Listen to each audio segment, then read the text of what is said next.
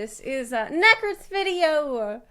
It's been really fun to see Necrits takes and opinions on Genshin Impact over these last couple months because he started Genshin a little bit before me, and his videos was some of the reason why I felt like it was a good idea to play the game. He had expressed a lot of the same concerns and reservations about the game that I had. And so it's been fun to see like us both going through this journey at, kind of the same time. How we both felt about it and felt differently about it, or felt the same about different things. So it's been awesome. That's been really cool. Okay, let's check it out. So he says, I played Genshin for 700 hours to find its flaws. Well, look, you don't need to play for 700 hours to find its flaws. You can play for 700 seconds to find that. You can get in there and, like, as soon as they ask you to start Gamba, you found it. You found a flaw in it.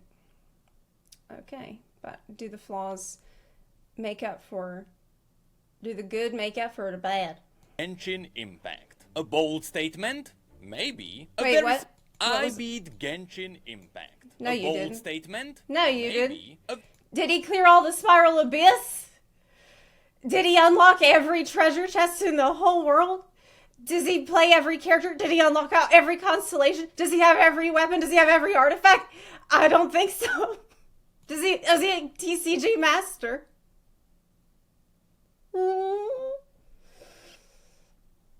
He did clear Abyss. Oh shit. Oh, he did? Oh. Yeah, but has he done every hangout, and did he get every branching storyline in every hangout with every cute character? Did he write any fan fiction? Well, Very subjective statement. Definitely. But I did it. A bit over 4 months ago, I started playing Genshin Impact for 4 the first months time. ago? No. And looking back at my first time experience, it is funny to see what points I was It's not been that long, Like, right? remember when I was wondering if the reason why the healing statues have a limit is because it is going to be a time gate later? Well, now I'm just wondering, why is it there? So yeah, 4 months later, I can say that after crawling through this very confusing hole, I came out on the other side with all the major story quests complete, a few reputations maxed out, quite a few 5-star characters on my account while staying free to play, and with the final floor of the Spiral Abyss cleared. honestly, huge props to Necrit for staying free to play this entire time.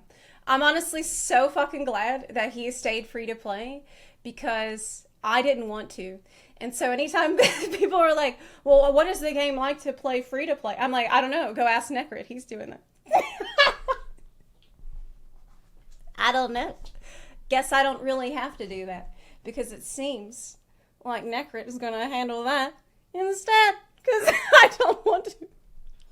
I will not have to worry about self-control whenever Yaimiko comes out or video's a little quiet. You're right. And that's all while amassing 700 hours play. And beat Abyss. Yeah. Free to play and beat Abyss. So he made a very important point showing that you do not, well, I mean, he's by far not the first person ever to beat Abyss free to play, but I'm really glad that he did, just to let everyone know that you don't need these characters. You don't need them. But you will want them. You will want them. You really will want very much. That's the problem. God. The pay to simp. Pay to simp. It's very strong. These are 0 star. I don't know the difference between 0 star and 3. Like, that's good enough, right? That's what I'm not gonna just. I haven't gotten that far in Spiral Abyss. I'm a casual. I'm too busy writing fan fiction to get through Spiral Abyss. It's too hard. I've already got my money going down the Spiral Abyss. Spiral drain. Abyssal drain. Throughout this journey, every time I talked about Genshin, people mentioned that I am overly positive about everything. What? But that's because it was all a setup for this moment. Oh no! Because today we are not gonna talk about the amazing combat or the great events. We are going to talk about the garbage. And that goes for both the gameplay and the story. So strap up and get ready. Inazuma! Can see what's coming.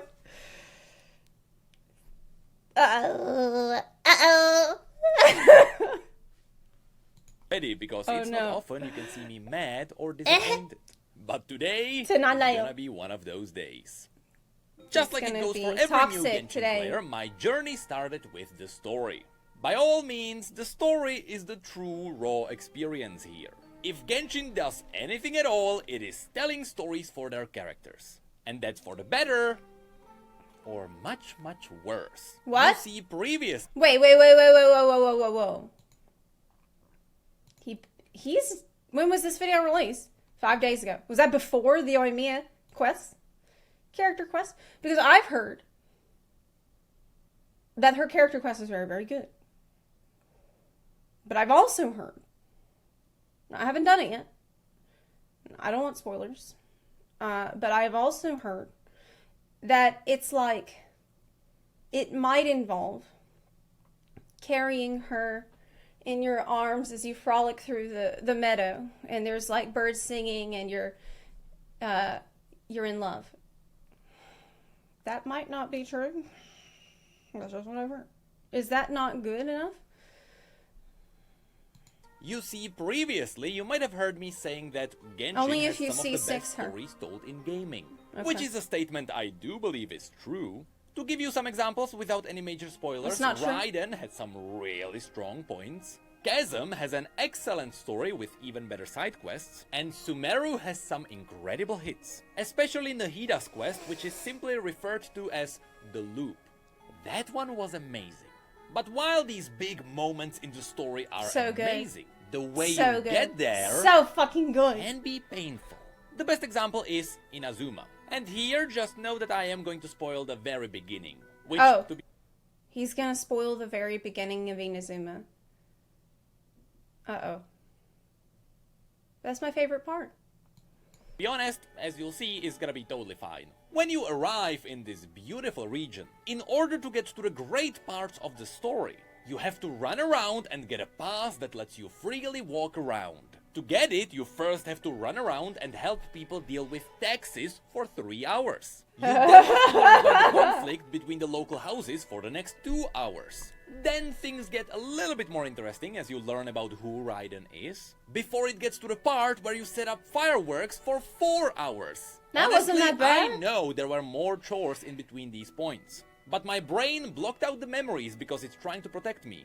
What I know as a fact is that there was a total of 10 hours of setup before you got to the great part of the story of the region, which wouldn't be an issue if the payoff was godly. But truth be told, specifically in Inazuma, the finale was simply really good. But there is no... Listen. 10 hours of setup. 10 hours. Maybe I haven't been that bothered by it because I've played FFXIV. I spent 10,000 hours at FFXIV. For me, 10 hours of setup, this is like half of a patch quest. This is nothing, man. But that's like... It kind of did... Honestly, the beginning of Inazuma did remind me a little bit of Stormblood, where we're setting up... Okay, we're figuring out who are all the different houses. We're figuring out...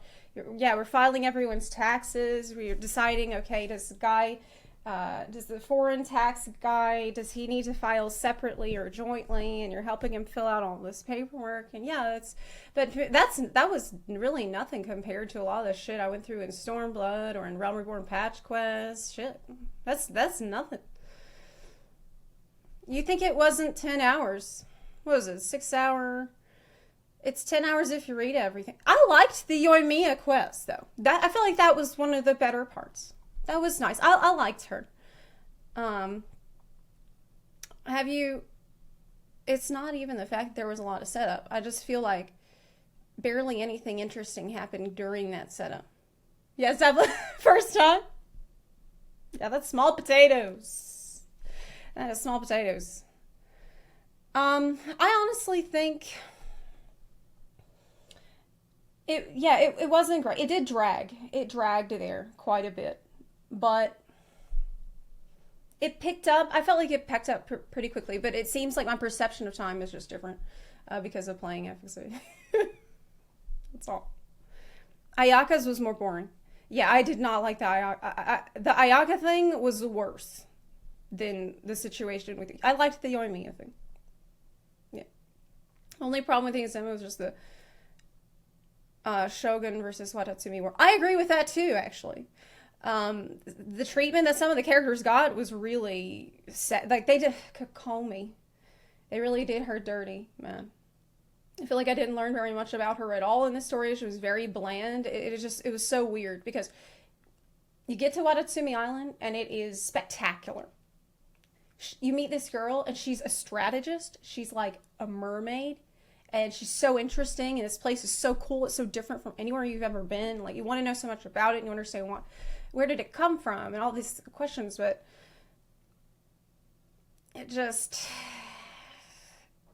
felt really glossed over. They're like, okay, hey, well, now that you're here in this fantastic place, why don't you go around back to the beach out there? There's some random samurai that have been bothering us. Yeah, they're a huge problem. They're completely cut off from all their supplies. I don't even know how they got out here, but just go back there and deal with it. I'm like, okay. Okay, I will do that. But it did pick up. When it picked up quick. So it's just 10 hours is like 10 minutes for me. No way this can justify 4 hours of setting up fireworks. I know they were important because they were used to distract the guards, but 4 hours? Wait, and what? That's not even counting the storyline of... Oh, yeah. I forgot about that. That's why we needed the fireworks. the entire Persian war. A massive war that is supposed to shape the future of this region. But due to technical limitations, the game only shows us a 5v5 battle. So yes, sometimes the game can flop really heavily on the immersion. But that's not the point. Really bad. The point is, sometimes the story can drag a lot. And that's for 2 reasons. Okay. First of all, Genshin relies on their gacha system. Which means one thing. They have to promote their characters, which is how a lot of the time you end up with a lot of characters who are forced into a story. Not because they would necessarily enhance the story experience, but because it is a 5-star character. They have to give them as much spotlight as possible. In my opinion, Yoimiya is the perfect example here. Honestly, she is such a great character, but her story should have been her own character quest. There was no reason to force her into the Archon quest so brutally. And I do believe that might have soured the character for some people, which later got saved because she's a really good DPS. Thankfully, later, Hoyoverse realized that forcing characters into the story no matter what is not a great idea. I felt like she was... Maybe we just spent a little bit too much time dealing with all that shit, but... I felt like the Ayaka quest was the one that felt really... I mean, obviously she needed to be an important part of the story, but the time that you spend with her in the story felt like a date. I don't want to go on a date with Ayaka. I don't want that. If you play... I mean, here's a great example, right? You know how Bronya is characterized in Honkai Star Rail? Where she is out of touch with what's going on underground. She has to learn that. She has to understand how different her life has been from everyone else's. She has been sheltered. She has been kind of spoiled, but that doesn't make her a bad person. She just hasn't had that perspective that she needed, and she has the compassion to what to learn. That's the story arc that I had really wanted to see for Ayaka. That's what I wanted to see more of that. Like, awareness of how lucky she was, but also, like, awareness of her the limitations that her position had put on her, being in that ivory tower and kind of like no idea of what regular people have to go through. That's what I wanted to see from Ayaka. But that's not what I got. Instead, we're like on a date. It was just, it felt like it should have been a character quest, but even if it had been a character quest, I would have also been kind of let down by them. The best part was probably at the very end. There was this little cutscene. That was the best part. But it felt like kind of unrelated to the rest. I've seen Ayaka's character demo. I've seen her videos, and she's such a badass. Such a cool character. But I don't think they got that across in the story at all. It felt more like there's good attempts at pay to simp in the game, where the writing is so good it just makes you really love the character. And then there's bad attempts. And I felt like this was, with her and what we went through there, it felt kind of shoehorned in. I don't know. Wet socks, Sayaka. Yes, I love the wet socks part. Best part of Ayaka was second PV, but not in her story quest. Yeah. And so for some of the new characters, instead of just forcing them into the main story, it seems like they either put them into events, which usually get their own stories, or for the 4 stars they give them the hangout quests. But then there is the other issue that Genshin has when it comes to its stories, and it's still a really big one. It is an issue that stayed in the game till this day. And that's the fact that no matter what conversation you are in, be it a big Archon quest or a lead up to what's happening in a region, in the vast majority of cases, they say a lot. And yet they say so little. I can't be the only one who noticed this, right? What? There are times when the dialogue just drags, which really sucks because this also happens during the big storylines which I really liked. Like, no matter what plot twist happens or what setup happens, everything has to be explained. Exposition is like 80% of the dialogue. What's crazy is that you can easily cut the dialogue in half. The story would stay, and in many cases, it might even be better, because it would actually help with the pacing. In movies and entertainment media in general, there is a golden saying that separates good and bad storytelling. Okay. Show, don't tell. That's The it. rule that That is it. The show, don't tell. It is the golden rule. It's the golden rule. I personally didn't feel like that was that big of an issue in Genshin story overall. I'm not saying that it wasn't an issue, but it wasn't so bad that I felt like I was thinking about it a lot. Don't tell me the moon is shining. Show me the glint of light on broken glass. Yeah, exactly. I usually do look out for this. Like, it's something that I think about almost all the time whenever I'm watching. When I'm doing a game story or anything similar. It won't be as bad for FF14 player because of the same reason. So I did, gosh, I almost didn't want to say this, but I guess I have to.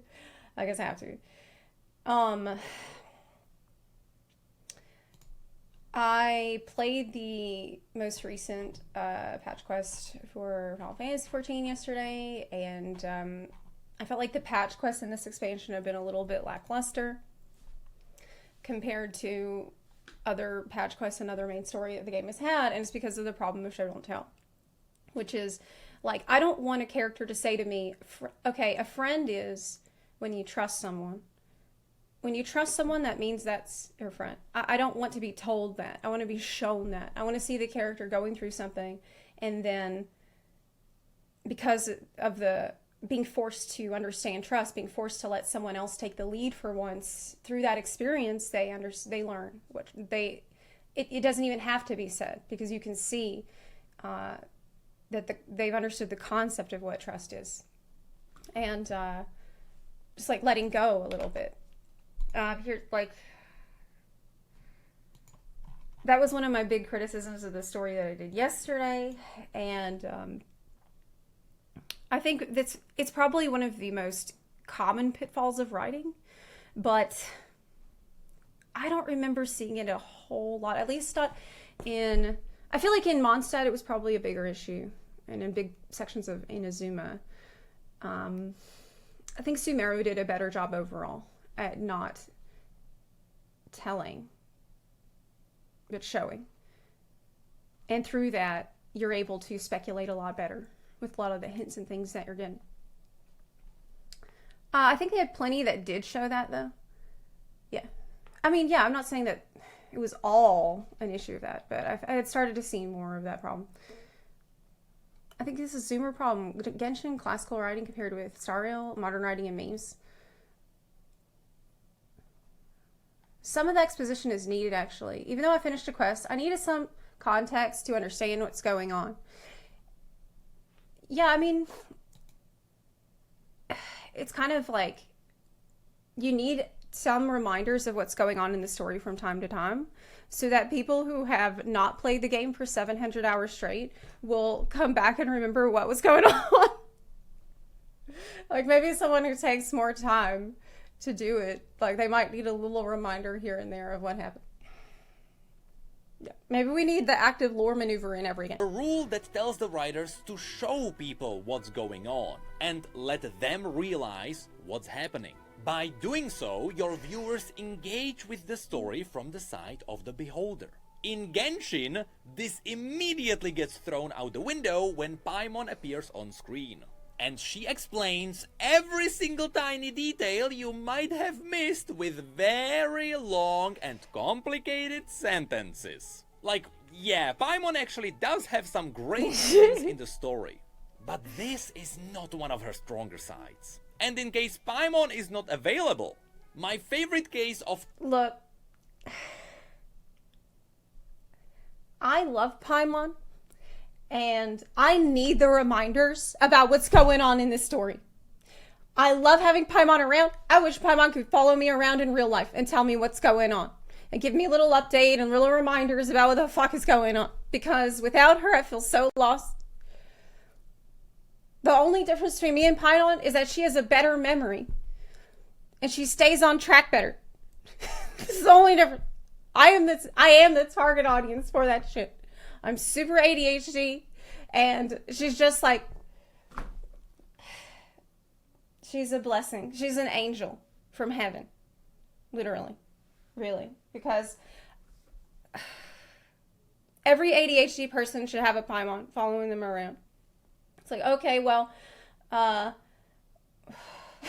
so what's the problem today? This is the problem. Okay, and the problem is here because of that other thing? Yes. All right.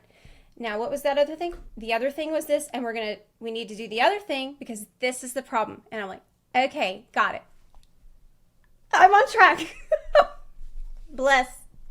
It's just, for me, it's been fantastic. I feel like people have been clowning on Paimon ever since Star Rail came out, and I'm sick of it. You need to appreciate Paimon because she's always there for you. Telling, not showing, is when the screen goes black and I there's have a text that inattentive pops up kind. and tells you what's happening, like it's a silent movie from the 1920s. I have an attentive kind. In this scene, Necrit tries to explain that they often put way too much text in these panels. Wait, so much that you can't reasonably read it all the time. At the end of the day, this is a great alternative to cutscenes. At least that would be the case if 80% of the story wasn't cutscene-like dialogue. What? What's strange is that it is obvious that the writers on Hoyoverse are good. They are using proper setups and payoffs. So, are they doing this just to give the game longer content? Well, What? unfortunately, No. things get a bit worse. To make it easy to understand and follow. While the main story of Genshin literally has multiple days of raw, voice-acted conversations, it gets quite bad when you realize that all the side quests are not voice-acted. But they still have the same kind of long conversations. So should you venture outside of the boundaries of the main story, Okay, get yeah. ready to read a lot.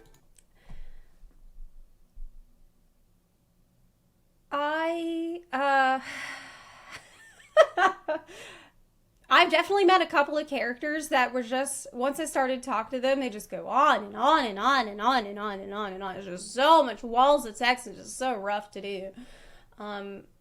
But also, again, I'm coming from Final Fantasy 14.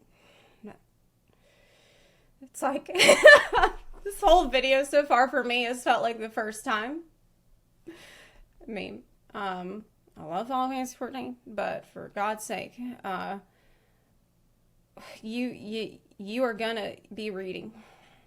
You better like to read, because you are going to be reading quite a lot, and reading and reading and reading and reading and reading and reading. So for me, I felt like these quests are really short.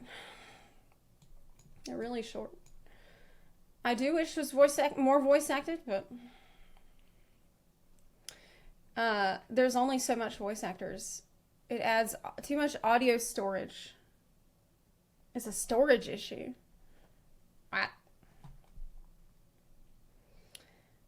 That would be, once you see how many books are in the game fully fleshed out, you can understand why even minor characters have a ton of dialogue. True. That's actually a really good point. I feel like there's a lot of topics in Genshin that you could just dive deep into if you were curious enough about it. Like, you could turn anything into a lore scavenger hunt with this game. One language is around 10 gigs. Oh shit, really? Oh man. Okay. And I mean a lot. For many of you, this absolutely kills the pace, likely making you skip the dialogue and then look for videos on YouTube to tell you what happened. Or perhaps you don't care at all and you do nothing. Skip the dialogue!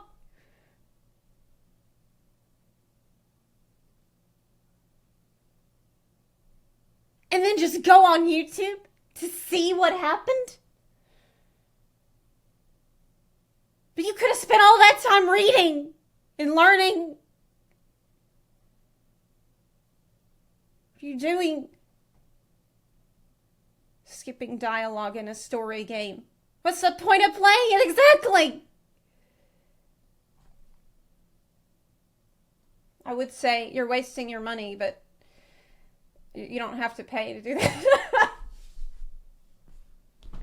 You're wasting your free money. Not fully reading and enjoying all the text. The point of playing, clicking buttons, skipping free dialogue. That's why people are crying for a skip button.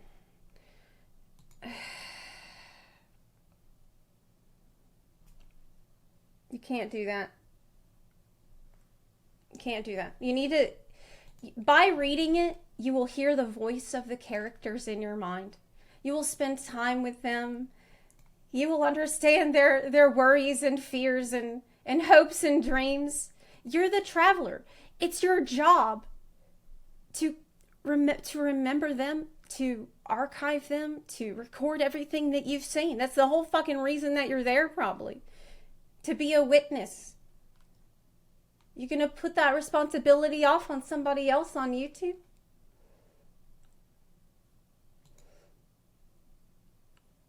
Celestia's gonna come down here and fire you. Or Ether, wherever the fuck is in charge of this thing. You better not. Oh no, he's talking about skipping while showing the Aranara people. I know you didn't skip the Aranara. Look, it's okay if you skip that first guy in the Tatarasuna. Like, he's annoying. But did you skip the Aranara? I know you didn't. You better not let me find out that you skipped the Aranara, Necrit. I'm coming for you. The poor cabbage is sad because their history is quite cool. But you see, when it comes to the storytelling, there is even more things that we can... Did you skip the cabbage? Did you skip the cabbage?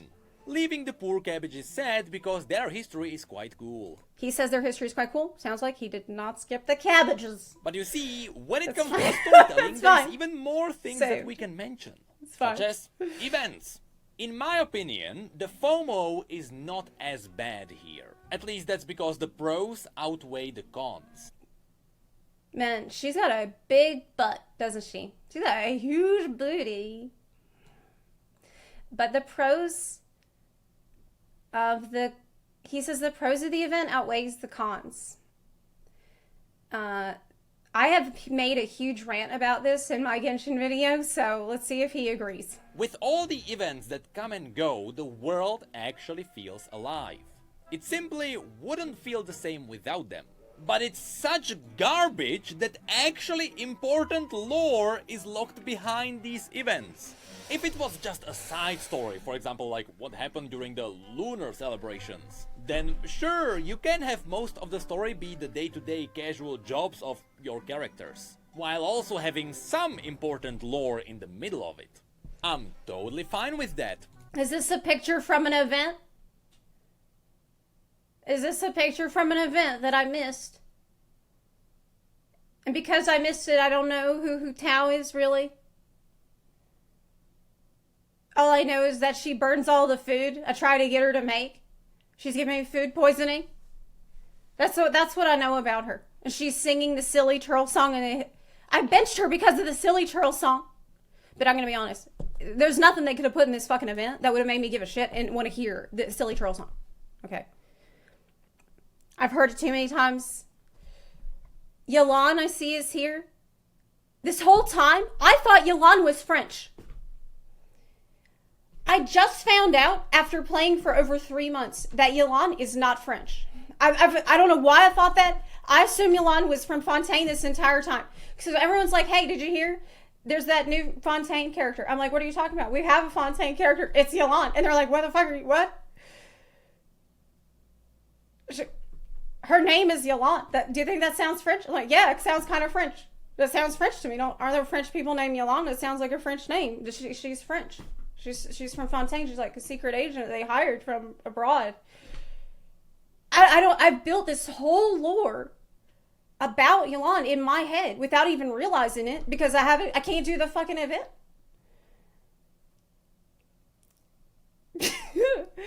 And it has just come to my attention that she is not. She's from Liyue? But it doesn't matter. She's always going to be French in my mind.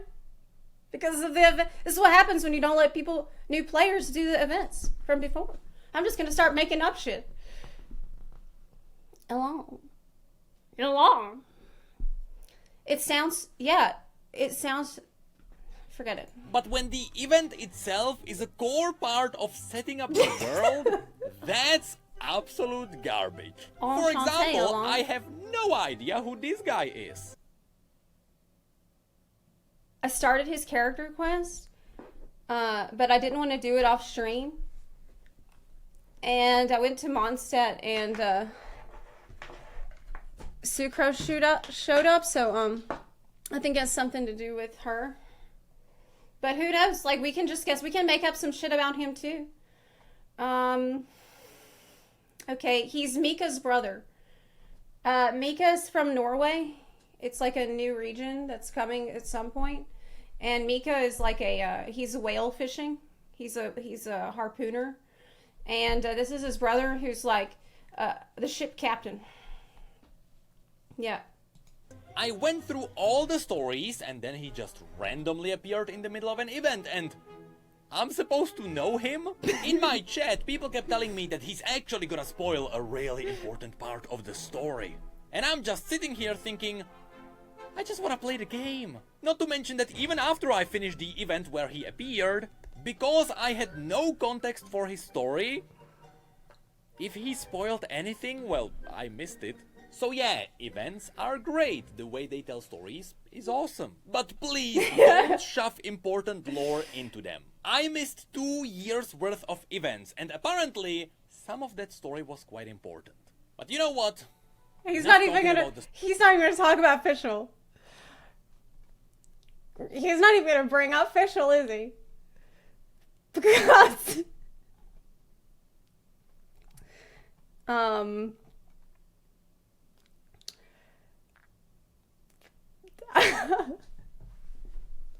Fischl. She is a druid. She's a dark druid. It's she's from another realm, possibly from Honkai Star Rail. Storytelling, let's move on. As I continued on my adventure through the story, the game finally introduced the Spiral Abyss to me. This is where I realized, I guess this is the end game, and so I set it up to be my goal to beat the final floor of the Spiral Abyss. That's impressive. At which point, That's my impressive. viewers were like, yeah, good luck with that. Unless you're a whale, see you in 3 years. So, being the insane person I am, to prove them that I don't have to pull for anything, I decided to do it as a free-to-play player. Which made me Way realize to go! That's I had amazing. some planning to do. You see, it is true that at the beginning I got a bit lucky. My first ever pull gave me the Look, whose gameplay I liked very much, so Oh, really? I decided to carry him with. Oh, really? Is that what happened? I wasn't aware. Yeah, I didn't know that. That you pulled Diluc right away. I didn't, that's really lucky for you that you did that. I'm glad you liked his gameplay and stuff. I'm really glad for you that you got him right off the bat. Because I don't really care about him that much. But I'm glad that you do. That's great. Me to the end of the challenge. But the first banner that popped up when I was playing was I don't for care about him anymore. Tao and Yelan, who are yeah. allegedly one of the best pyro carries in the game and No. one of the best hydro DPS supports. And I got them both within like 20 pulls of each other. And after them I also got Bennett and the Water Boy, which gave me a pretty good Alphino. meta comp. So at that point, even though I was a free-to-play player, my account certainly didn't look like it. Which made me realize my free-to-play challenge is kinda stupid. Because what's the difference between whaling and just getting lucky? The difference is none, to be exact. But I still had to plan around my pulls. Because the Spiral Abyss requires 2 full teams to beat it. And even though my first team was really stacked, my Yeah. second team was just random garbage. So he did. So if there was something I wanted to pull for, it would have to be for the second team. And yes, at that point I also realized that the gacha system is quite garbage. But I kinda accept it for what it is, so at the end of the day, I'm kinda indifferent. It's like going into the liquor store and complaining that they have booze. Regardless, it didn't take long, and It I is rounded what up it my is. second team. With my main carry there being Hu Tao.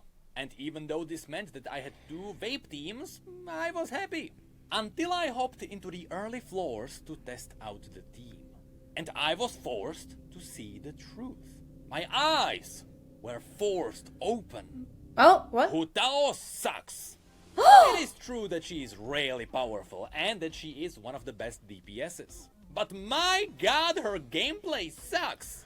To have Oh optimal my DPS, god! That's a hot take!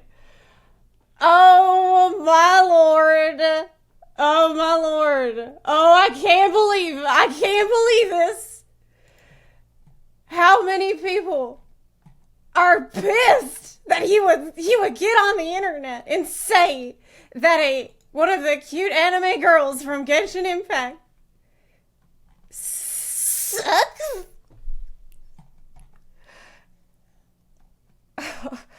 I mean, look, I benched Hu Tao too, but because I don't like her silly churl song. You benched Hu Tao because you don't like her gameplay. We are not the same. you have to charge attack and jump in the middle of the animation to interrupt it. That's a Over skill and issue. Over and over. That's a skill issue. You just have to aim better. That's what you do the whole fight. People kept telling me, you know, it You're is what jumping it is. too much. You're jumping. That's the problem. You're To jumping which too I much. say, nay, that is not fun. I don't want to cancel animation my way to hell. And so, I threw Hu Tao into the garbage can and I benched her indefinitely. Yes, I am aware that I got lucky and I got her on my first attempt Oh, on the man. banner, Oh, but I don't man. like the gameplay. And if I don't like it, I'm not playing it. Of course, this decision started That's not okay. There's certain gameplay that you must like. You're not allowed to not like any gameplay. That's against the rules. Banned. Cancel. Just it's time to cancel Necrit. Jumping. I think that you can't you do Spiral Abyss with only free characters on? Can't you do that? I tried Hu Tao and request. Here's really what I did with here's the reason no one cared that I benched Hu Tao, right? I got her really early on. I played like shit. I'm dying constantly. And it went on for so long and so painfully that everyone who's watching is just like, you know what? Maybe it's for the best that Zeplas doesn't play Hu Tao. And so when I stopped playing her, everyone's like, yeah, that's good. That's really good. Don't encourage her to play Hu Tao. Like no one wanted that. So that's for me. I didn't have to worry about this whole problem. A bit of an argument. And this argument made me realize that the Genshin community splits into two camps. Those who follow the meta guides and micro-optimize. Oh my god. Oh my gosh. Please, can someone please turn this into a GIF? Please GIFify this so we can have it. This is great. Yes. And those who actually have free will and they have fun with the tools Genshin gives them. And of course, one of these scams kept telling me that without Hu Tao, there is no way I can do Abyss 12. Now again, this entire time I firmly believe that you don't have to pull for anything.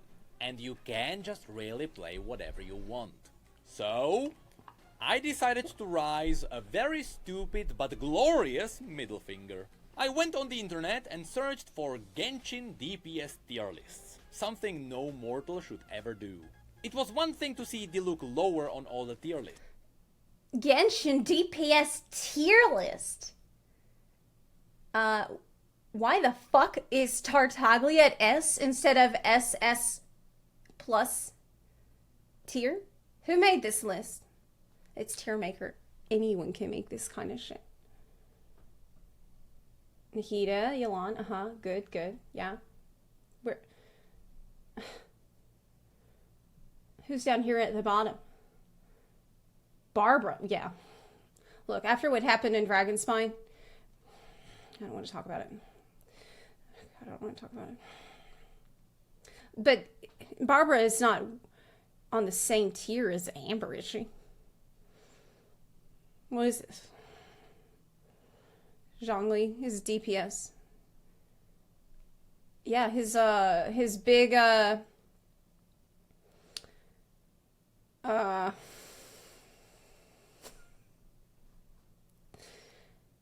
what? This tier list is just right. It's just, you think this isn't... That way... Okay. Chat says the tier list is wrong. Chat says this tier list is bait. Okay. It was perfect for me to play. But I also needed a carry DPS for the second team. Someone quite bad. Even better, someone who was designed to mainly be a support. Which is how my Candy Scary Challenge was born. What? No. Candace is bad? Candace is like Aloy? Aloy bad? No! I love Aloy. I love Candace. No. Don't put Omega Aloy. Don't put Omega Aloy in the chat. To prove everyone that you should play what you wanna play, and to prove that anything works, I decided to beat the game with her. And just like that, my final two teams were locked in place. But there was one more issue. Leveling up the teams and farming artifacts was relatively simple. But I needed every help I could get, so I needed good weapons. Farming artifacts was simple?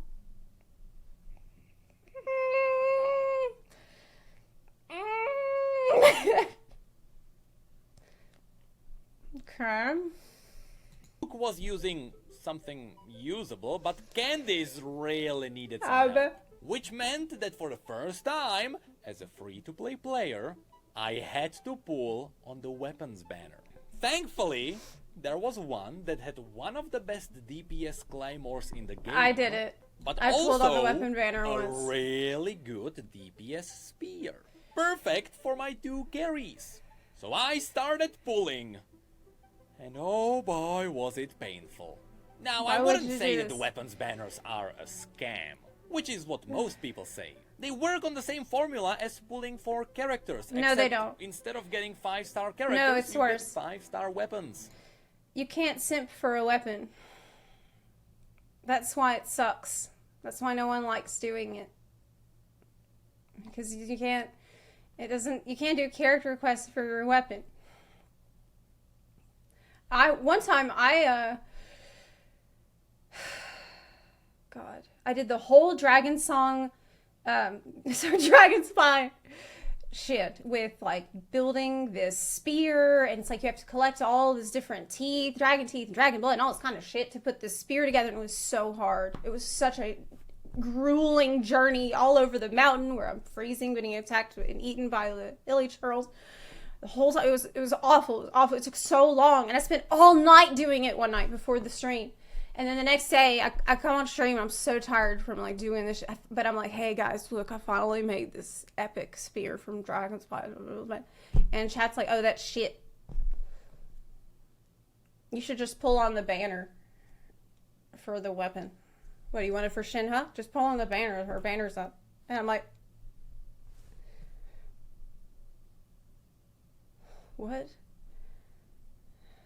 Are you telling me I wasted all of my time in this video game? That's why you ask us. I should ask first. God.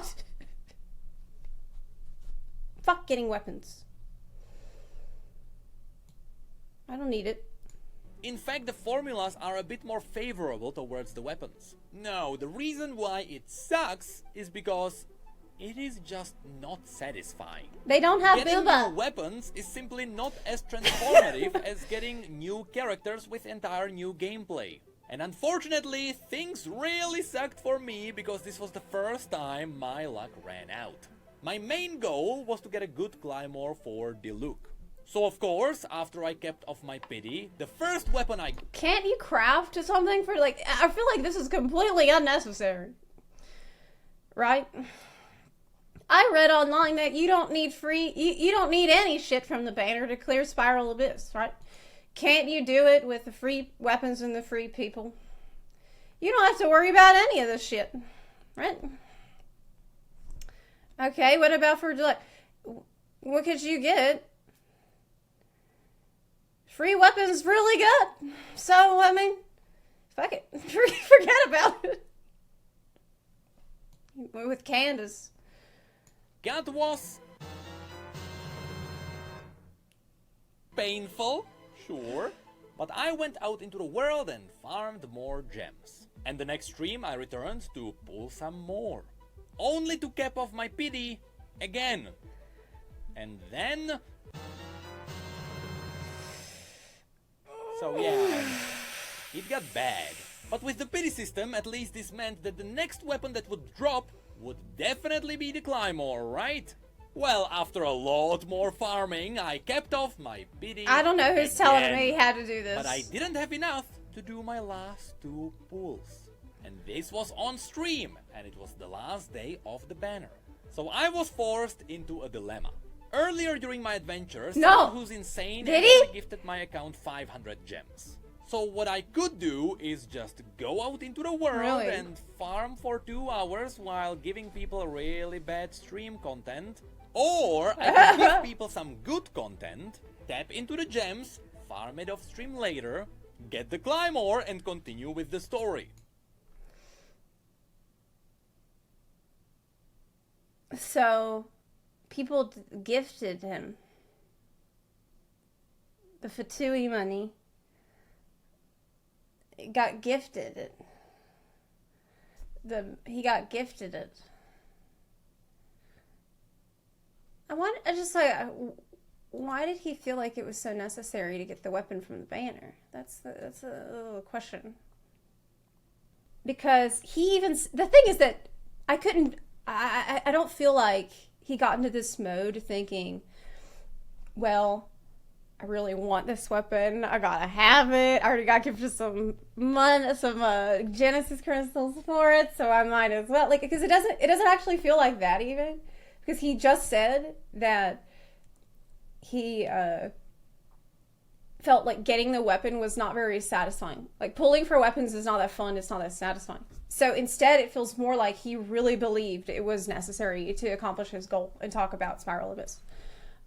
Even though I can't speak from experience on that. I researched it. I heard about it. I looked into it when I was making my review to see, like, okay, is it possible to do this completely free weapons and free teams? And people said that it was. And I'm not going to do it because I don't want to. So I trust that is the case. No, it's a stupid challenge that gave me too many 5 stars anyway. So yeah, pulling for weapons is garbage, but more importantly, it's just not satisfying. Anyway, or to necessary. get my team ready, there was one more thing that I have to do. Get artifacts. For the most case, that was easy. Or so I thought. You see, yet again... Oh, artifacts. Okay, here we go. But this is a flaw that was very unique to me. Normal players will never face this. Up until this point, I never faced backseating before. Every time I played a game on stream before, I was fairly confident I knew more than my viewers. In general, statistically, I am above average at most games. But Genshin was my first time experience. So I was looking for tips from time to time. And holy shit, that was a bad idea. What? I now understand why backseating sucks and why people hate it so much. Oh my god. In my case, it actually started with the story. At the beginning, to a new player, Genshin actually spits out a lot of names. Not only are there just many different characters by default, but you also have 3 enemy factions, the story that was supposed to be spread out over 2 years just falls on you like an avalanche, and there are also multiple villains with different motives. But throughout all of this, even though I was constantly mixing up the factions, and I kept confusing who's on whose side, I still had fun because the story was interesting. I simply enjoyed it. And that was an issue, because I was consuming the story wrong. Apparently, I was ruining my own experience by rushing the story, even though you can't rush a story in this game. Okay, I feel like it's like a bunch of different things rapid fire. All right, so first we're talking about artifacts and backseating with artifacts. But then we're talking about backseating with story. So let's talk about backseating with story first. He says that people were accusing him of rushing the story. You're saying that he skipped dialogue. He was rushing? He did listen to chat, but only when someone wanted him to do something strange. Just another rushed it. He's a lore guy, isn't he? So, like, whenever I saw his video talking about Genshin for the first time, I remember him praising the story and saying how great it was that you could read all of the item texts, and like, he's the one who educated me about the archive existing in the game, and there's like so many little places that you can read more about lore. So clearly he cares. Clearly he does care.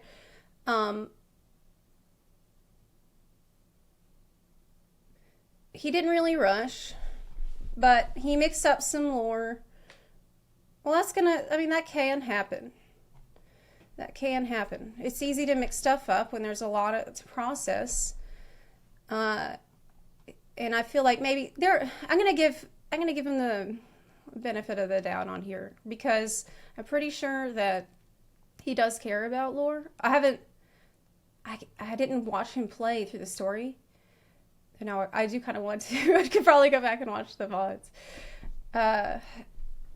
But sometimes it is true. People will watch and they really, really want you to have a specific reaction in a specific way to something. And when you don't, they're disappointed and can be mad about that and blame you. And that's obviously not great. But on the other hand, and so like I could never ever say that to another streamer, like what kind of backseating they should be okay with. That's really just for everybody to decide for themselves.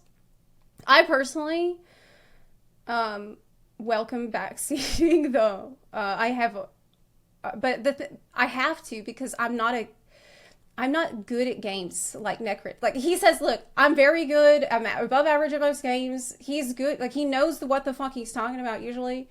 I do not. And so, like, for me, I feel like there have been so many times for me with Genshin that I thought, Jesus fucking Christ, like, I'm so glad that I was streaming this so people in chat could help me figure out what the fuck is going on. Because, like, I can't even play this game off stream because I don't have chat there helping me out. Chat's like my extra little Paimons in there for me. So, like, I usually go encourage the backseating, and if there's something that I don't want to hear about, I don't want to hear chat bother me about, or I just want to focus on whatever I'm doing, I simply will not look at chat for that time. Like, okay, well, for the next 5 minutes, I don't want to hear all that shit. So I will simply not look. I will look away. I don't do that very often. But that is just, that's the thing you could do. As for the artifacts thing, maybe he's going to talk about that in a sec. But it's a pretty common complaint that streamers tend to have about, like, the expectation of the way that people want you to do something. Unless you skip through dialogue, you actually just consume the story at the pace at which it is presented to you. Like, what do you think I'm supposed to do? Sit down at home and think about what I just witnessed after every quest? For me personally, it wasn't until Sumeru That's what I really did. clicked together. But for some people, that was too late and I was a lost cause. Oh no! All while I was having a blast. So yeah. Yeah, that sucks. I got backseated on how to consume the story of a video game. But that's not the only kind of backseating that happened to me. Obviously, there were some people who corrected me on how to play when it comes to combat. To a certain degree, it was helpful when people pointed out the basics to me. But later on, some people just shoved facts into my face, which crumbled at the first moment I opened up the internet. And it was proven to me that yet again, on average, I should be trusting my own instincts more. And you know, from time to time, I even like to troll the people who thought I was an absolute idiot. Is there a good one? Is there a good weapon for her? Or is there anything else that I can get that's better? The catch! What's the catch? Fishing. Can I just go and get it now? How long does that one take? It's long. 2 weeks. Clueless. Where do you buy it? Why 2 weeks? Can I just get it? Can I just not get it?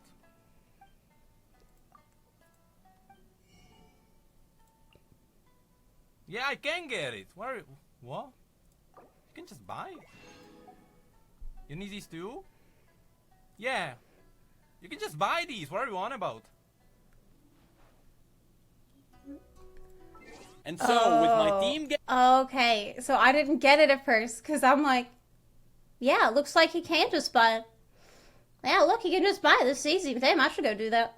Damn, I better head on down to the Inazuma Fishing Association, because that looks pretty fucking good. I should go down there and get it. He's pre-farmed. Apparently, this is very hard to appear. That's a nice troll. Yeah, that's true. He farmed for it. I see. So, like, man. You can just buy it. You need these too? Yeah. You can just buy these. Trolled chat. You trolled chat. That's fucking funny, man. And so, with my hilarious. team gathered up and my weapons ready, the day came to prove everyone wrong. I unlocked the final level of the Abyss, and I went in with my scuffed team. On that day, originally I That's just pretty wanted funny. to stream some stories and maybe try the Abyss for a bit. But Yeah. instead, I ended up grinding the final floor of the Abyss for 5 hours. No way! After all, this was my What? own stupid challenge that was preventing me from paying. It was the first time I faced that floor. And I have to say, I had an absolute blast. This was probably the most fun I have had in this game. It was like playing Dark Souls in Genshin. It's And it fun? was awesome. It's It really is true fun? that around the 4-hour like Dark mark, Souls? I took a break for Should I- 30 seconds, and then I went right back in. And at the end, we It's fun? faced We Nut, a boss that is notorious. Wait, at the end we nut? Is that what you're saying?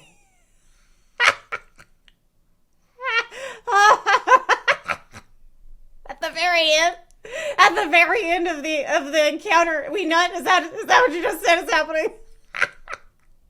Yeah, you did it. Notorious for stalling time, something that my low DPS team really didn't like. But at the end, I did it. It was pain. It was suffering. But with my Candy Nut. Scary, I beat Spiral Abyss 12 with 0 stars and 8 seconds left on the timer. And I was Congratulations. happy with it. You see, Congratulations. this entire challenge was stupid to begin with. But since I'm all my proud of you, characters man. were fully leveled up, I realized that from that point in. on, the only difference between 0 stars and 9 stars are artifacts. That's the only way you can raise your power. And you know what artifacts are about? Luck. I could have prolonged my challenge to at least Yeah. some stars, but from that point on, it's not that much of a skill issue anymore. It's just the case of having enough DPS to do it on time. And that pure lack of damage comes from the artifacts alone. Speaking of which, my 0-star Abyss achievement became a little bit more impressive when people checked out what artifacts I had, where more than half of them were at level 0. Why?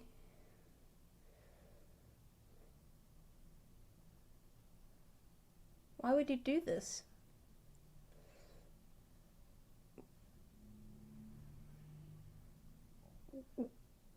Why? And my Dendro Traveler was in a wheelchair. Maybe Why that did will you give not you some put the- perspective. why didn't But you yeah, put what the- a stupid Why didn't you level up? What? Why did you level the artifact? Why did you level the artifact? He's a gamer. He doesn't have to. He doesn't have to worry about it. To prove chat wrong.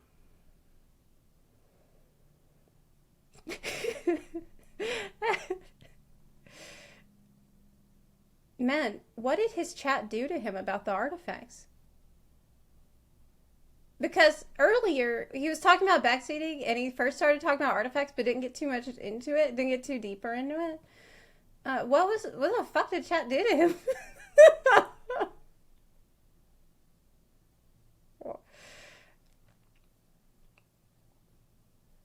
Keep watching. Okay. challenge that was. Don't do what I did. Speaking of artifacts, we are not done yet. Because throughout the entire journey, all of these got Here we capped go. off with one more thing. The absolute king of triggering me. You see, as someone new, one could argue that I Here we didn't go. have a lot of time to farm artifacts. Which meant that there would be a lot of artifacts that were not perfect, but which were incredible for me given the fact that I was a new player. Right?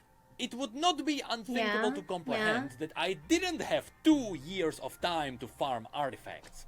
That when I got an artifact with crit rate and crit damage, it was good enough for me.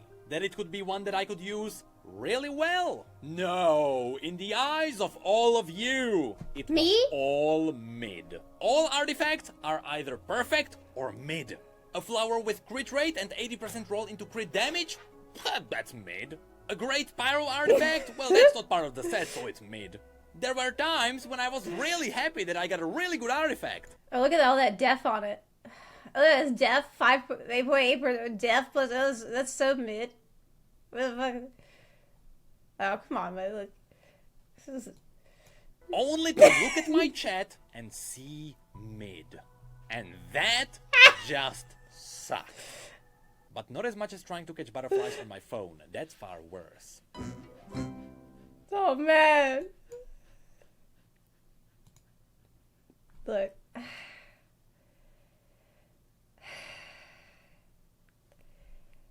It's just that the artifact thing, the artifact grind is a gambit. It's a gambit. And being a gamba, getting a good one does give some dopamine. Okay, now people who are hooked up on the dopamine rush from the artifacts, when they don't get the full blast of dopamine that you might get from an excellent stats on an artifact, they're bound to feel a little disappointed. It's not the best because they've experienced better. It's actually, for me, and I can't speak for anyone else, but for me personally, rolling for the artifacts and upgrading the artifacts on stream has been one of the most fun things that I've done in the game, because seeing chat lose their shit over a really, really good, really, really, really, really good upgrades, really good rolls, man. It's like, I get the dopamine too. I'm hooked up on that dopamine too. Maybe that's the thing. For me, I have more of a addict mindset, I think, than Necrits. So he's like, I think that he has a really balanced and normal take. He's like, some of these artifacts are perfectly good. They're good for me. They're good. They're great. I'm a new player. I'm really happy to have these artifacts. It's great. It's going to work well for me. I'm going to do whatever I need to do. And that's a sane take. But you're having a sane take to people that are already, how can I put this? A little unhinged from the artifact grind. I have enjoyed rolling for the artifact. I found this pretty fun. Not as much as trying to catch butterflies on my phone. That's far worse.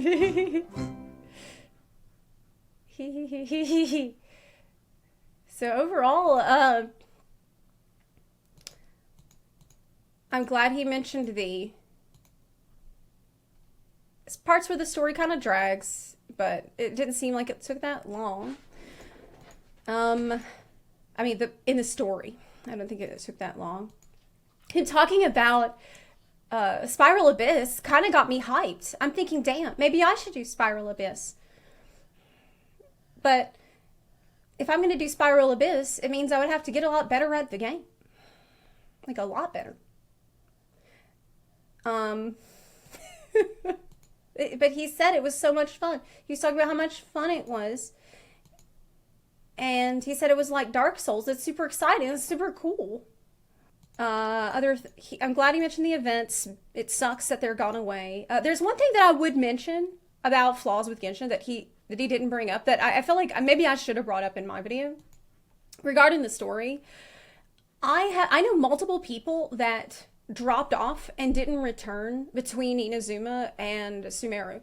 And there is some interlude and some chasm shit that you need to do first to get into Sumeru. And I feel like that it needs to be streamlined way more, because multiple friends of mine have had problems finding the quest, getting into the chasm, doing all this other shit, like finding the pathway to go from the end of Inazuma to the beginning of Sumeru. And I really wish that they would work that shit out, because there's like multiple side quests. They're all confusing and they're all like named similarly and they're all in the same spot. And I feel like it can be such a stumbling block getting back on track there. So that would be another big criticism that I would have, that I hope that they do work on. Overall, I still really enjoy Necrits' videos. I really enjoy his takes. We don't agree on everything, but that's one of the reasons I enjoy his videos so much. Because there's a lot we do agree on. I feel like being a better player overall in games, he can trust himself more on his own, like being right about stuff. And in general, I feel like I can't trust myself at all. So that's why, for me, the backseating has not been an issue.